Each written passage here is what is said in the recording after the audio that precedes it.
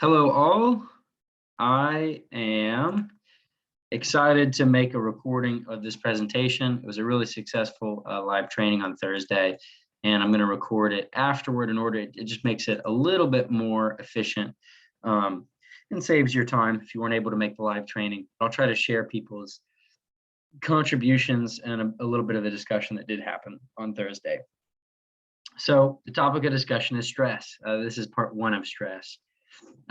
And this word anti-fragility is a mindset that I hope that we can cultivate towards stress. A lot of times we think of stress as just an absolute negative. We know that stress is bad for our bodies, so we try to get away from stress. But this is a word that I'm going to help define and hopefully help you as a client, as a person, live out in a way that's going to help you reframe your stress. Rather than being a victim of your stress, the stresses in our lives are actually going to contribute to our growing and maturing, becoming better, more successful people. So here's the problem. The problem is, as a coach, everyone that I work with wants to become confident, to take ownership of their body and mind.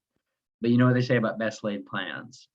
Life is unpredictable, and life's stresses are often the things that derail our progress. I have some clients or I have worked with some people, I don't currently, who sometimes they just quit or stop working or whatever. But in general, nine people out of 10, 95 out of 100, they don't accomplish their goals because one of life's stressors knocks them off track. Whether that's illness, personal illness, or illness of somebody else, stressful relationships, so a marriage that's on the rocks, or a son needs to be taken care of. Work is just so stressful, people aren't allowed to make their health and goals a priority. And then my favorite one, the one that I'm always working on, is self-sabotage. So the stresses that you cause by continuing to not be able to sort of measure up to the standard that this is where you want to be. So all of these are stresses that hinder our lives. Stresses like these are the main reason we find ourselves overweight, unhealthy, lost, and overwhelmed, either in our health life or otherwise. And it's a tragedy that stress does this to us because we were designed to thrive, even amidst life's stresses. Humans were designed to be contributors, to be accomplishers, to be rulers, even though this is a stressful world full of lots of uncertainties. So, I know that it's hard to change, and I know that it's hard to manage stress. But what I would like to share here is principles that I have applied in my personal life that have allowed me to make it through the most challenging times or most difficult situations in my personal life. So a lot of what I'll be sharing in this discussion, these are not necessarily my ideas, but I've used these ideas in my life and applied them in my life to great effect. I believe it was my sophomore or junior year of college. I didn't have a car, but I worked full time. And I went to school at 2 different community college campuses and the University of Tennessee. So I had to go to school sometimes at 3 different campuses in one day and then get to work without a car. So I was having to bike in the very, very cold weather. I was always having to find a friend that I could meet on some place, throw my bike on the roof of their car and get to work. But using the strategies that I'll describe in this presentation, that semester really, really just made me a better person, and it forged me into a better person. Getting a parasite between my sophomore and junior year of college or high school is the thing that put me on a path to take care and take ownership of my health.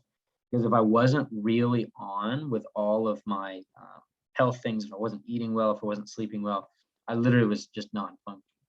So the bad thing, the stress, actually forced me to become a caretaker of my body in a way that has reset the course of my life.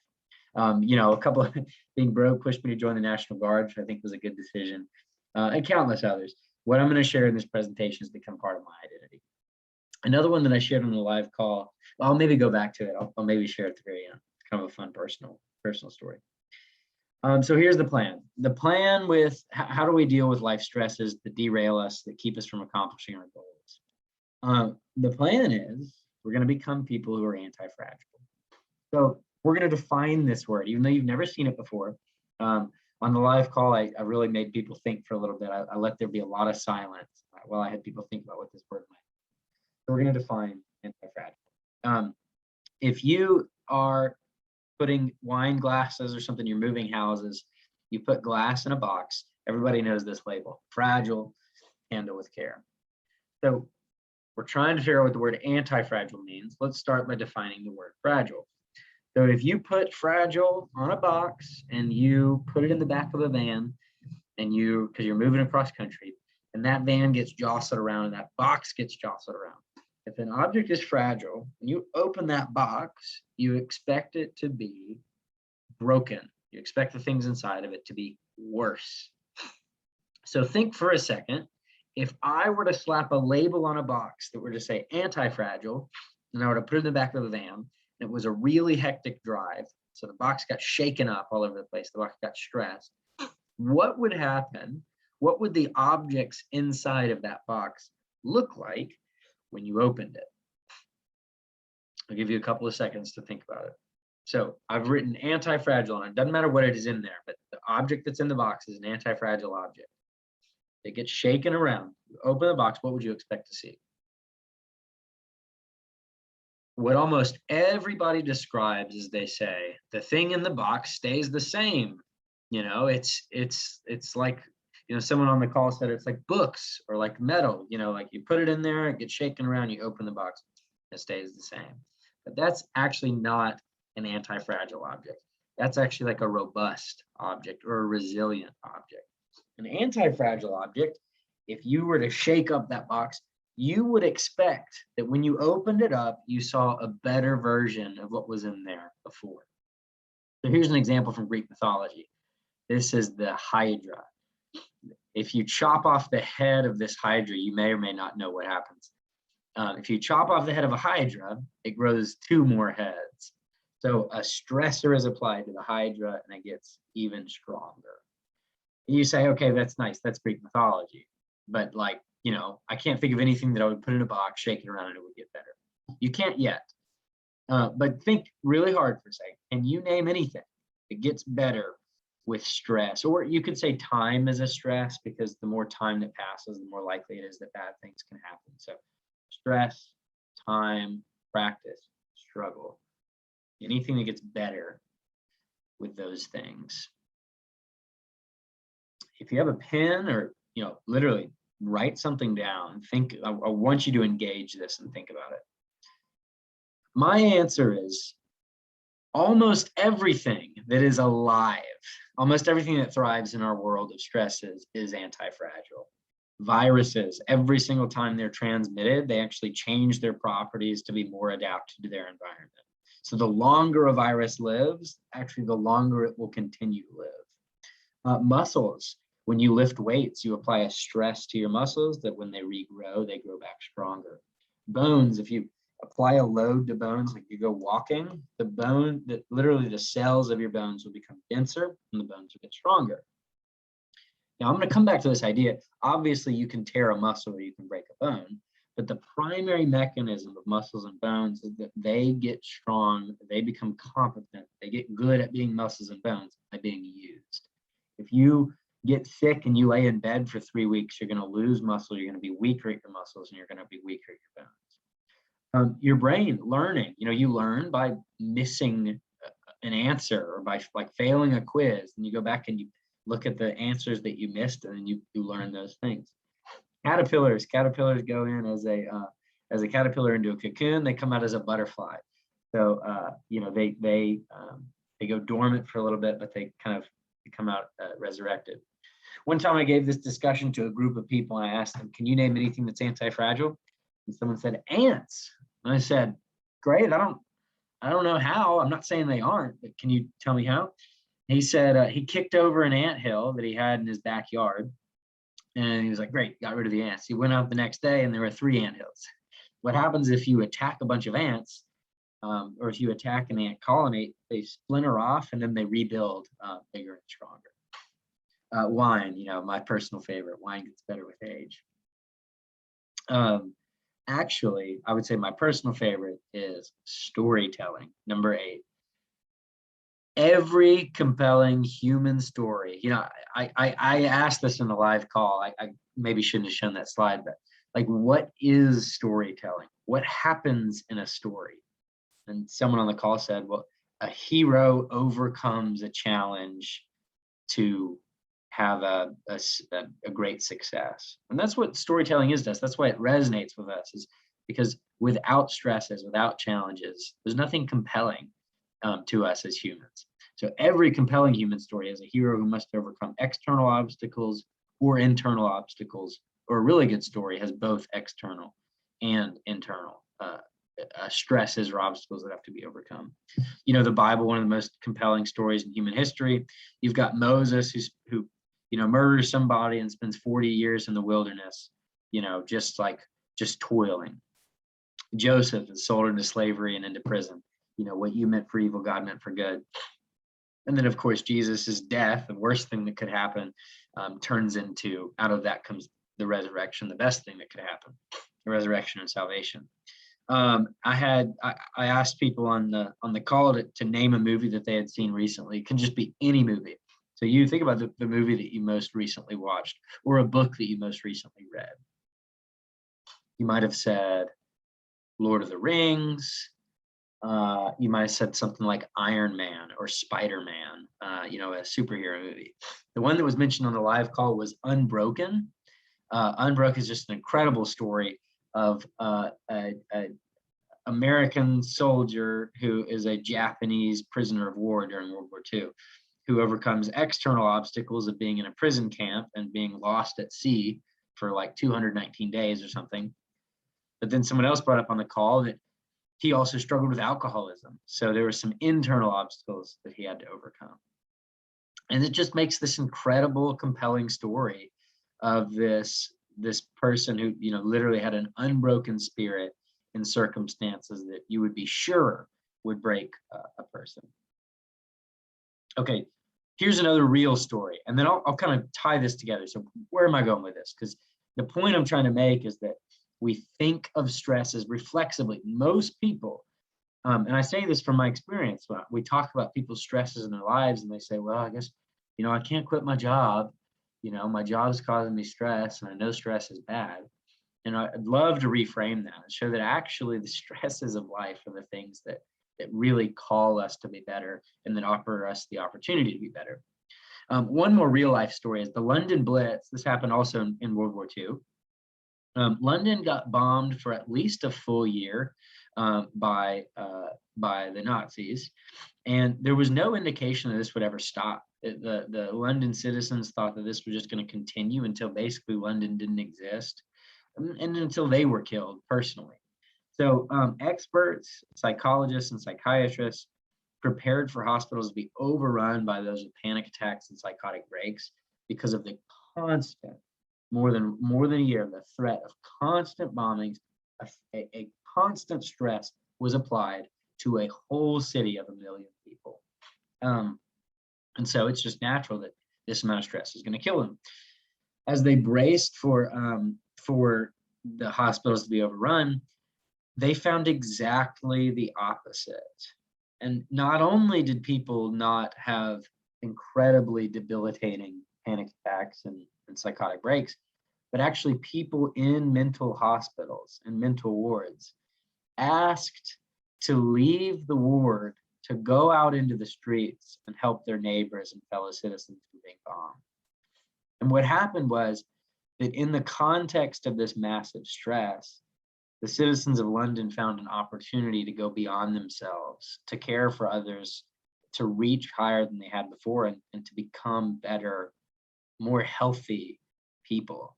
And I don't know about you, but the story is just so compelling to me. The stress that we're just sure would break thousands of people actually became an opportunity for each of them to be better. I don't know. There's not much more I want to add to that. I'll let their actions speak for themselves. But a psychologist was quoted as saying, "We have neurotics driving ambulances." And his point was that in another time, someone who would be neurotic and in their own head and OCD and all those kinds of things was able to forget about themselves and drive an ambulance in a crisis situation to help their neighbor. So here's my question to you. What are your stresses? What are you stresses? What are your stresses? Are your stresses work, family, friends, sick loved ones? Are you stressed by your personal failures, renovating a house, anything like that, buying a boat? My point is with this slide is the stresses in your life, the things causing you stress, are almost universally in and of themselves good things. Well, it's not necessarily good that your loved ones are sick. It's a blessing that you have loved ones. Family obligations are sometimes annoying. Sometimes they distract you from things that you'd like to accomplish, but family is one of the main points of life. Work is a stress for so many people, but work is a good thing. So rather than trying to run away from these stresses, can we reorient these things to each one of these stresses in our lives? Can we be grateful for the opportunity that as that stress is applied to us, we can become better people? Just like the citizens in London, a stress was applied to them and they reached higher than themselves, became nobler versions of themselves. Can we allow the stresses of work, family, friends, hard times that loved ones are going through, even our personal failures, can we allow those things to make us better, grateful people? Someone on the call said, oh, geez, it seems like I've heard some of these things before. And yeah, it's true. Nothing in this presentation is exactly new. We've heard this ancient wisdom before. What doesn't kill me makes me stronger. One of my favorite verses in scripture is, consider it pure joy whenever you face trials of many kinds, knowing that the testing of your faith brings perseverance. When the going gets tough, the tough gets going, the common one. And then a quote by C.S. Lewis says, people need to be reminded, not instructed. So this is just your reminder that stress is not bad. Trials of many kinds are an opportunity to apply pressure to you to become a better person. And this gets into diet research. This was a really fascinating study that came out, I think even in 2017, the most comprehensive study of people who had lost a lot of weight and kept it off. The researchers said that they were surprised to discover that people that kept the weight off universally expressed that they began to view challenges in their lives as opportunities, whereas people who failed viewed challenges and their personal inadequacies as insurmountable.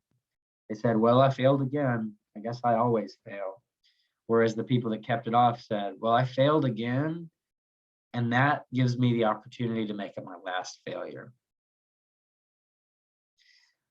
So I, as your coach, am going to give you a challenge. I'm going to actually add one more stress to your life stressors. The stress of work, family, friends, the pandemic, all the things that you've got going on. I'm actually going to add a stress to you because I'm going to give you the opportunity to become and practice anti-fragility because it's going to make your life better. So here's the first challenge. Take ownership of your health because you're not where you want to be. Take ownership of your health because it's hard. Take ownership of your health because it's not easy for you. If it were easy for you, there would be nothing to celebrate.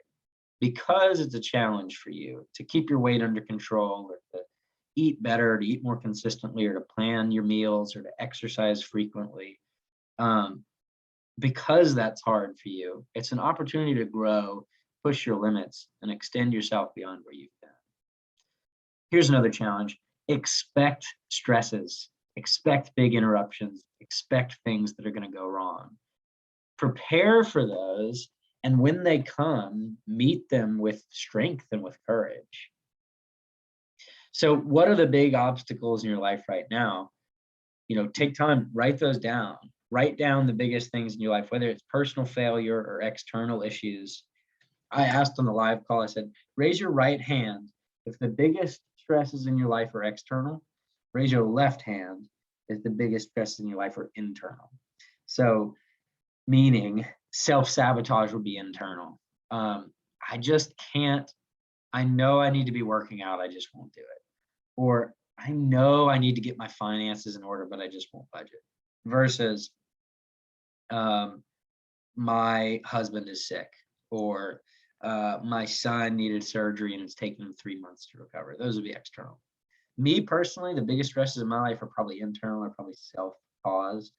And that is still an opportunity for me to be anti-fragile, but those are hard.